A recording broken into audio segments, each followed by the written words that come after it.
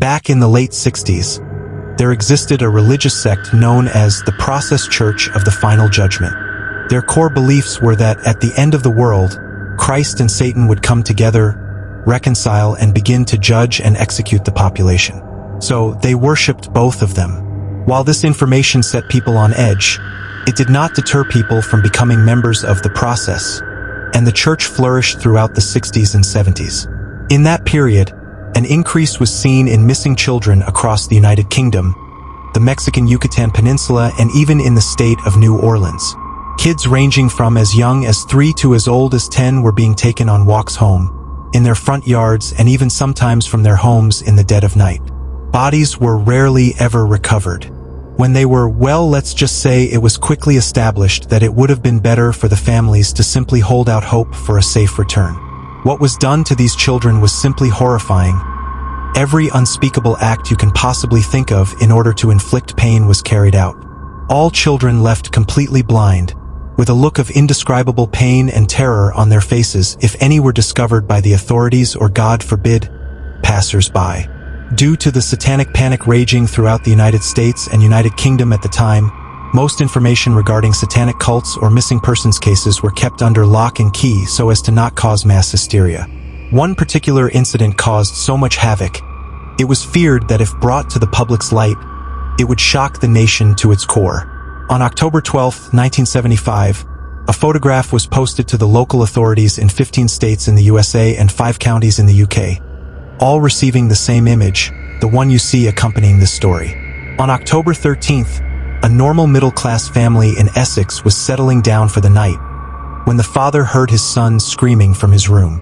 As he darted upstairs, he found a man in a white lab coat, goggles, and a modified gas mask towering over his frightened 7-year-old son. The father reacted quickly and subdued the man before calling the authorities.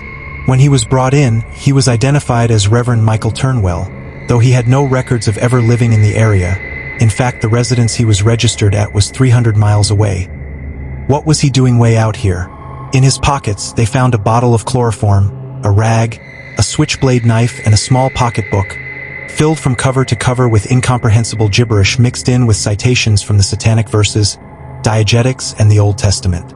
When asked what the hell he was doing with all these items and his purpose for that young boy, he simply smiled wide-eyed and said, "I'm doing God's work. They needed to see the light."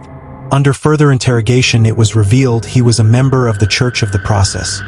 He agreed to show the police where the children were being taken in exchange for protection, assuring them all the while that the children are fine.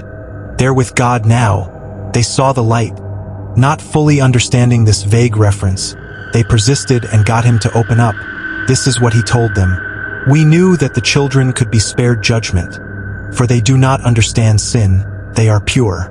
But in order to be accepted into God's loving arms, they first needed to see the light. So we subjected it to them with the God machine.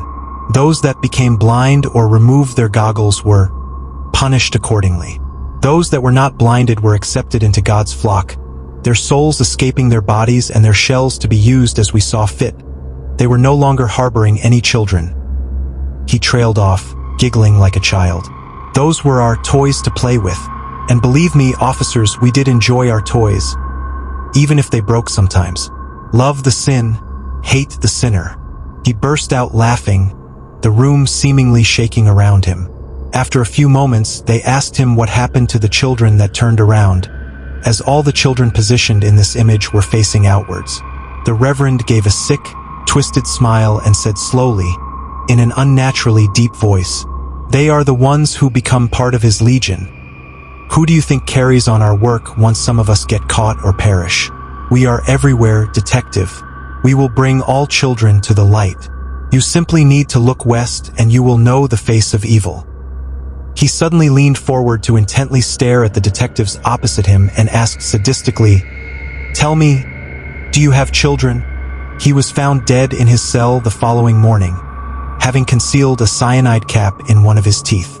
Some weeks following, one of the officers involved in the case lost their child, a little boy. He simply vanished one day walking home from school.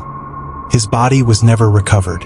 Serial killers Fred and Rose West were caught 19 years later on the 24th of February, 1994 after a 20-year spree in which they raped and killed more than 13 people, including their own children. When Fred was interrogated, he mentioned that 20 children were captured and killed by himself.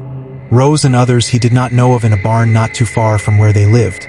When asked how he managed to capture all of them so easily, he simply smiled and said, "It's easy, when you live directly next to a church."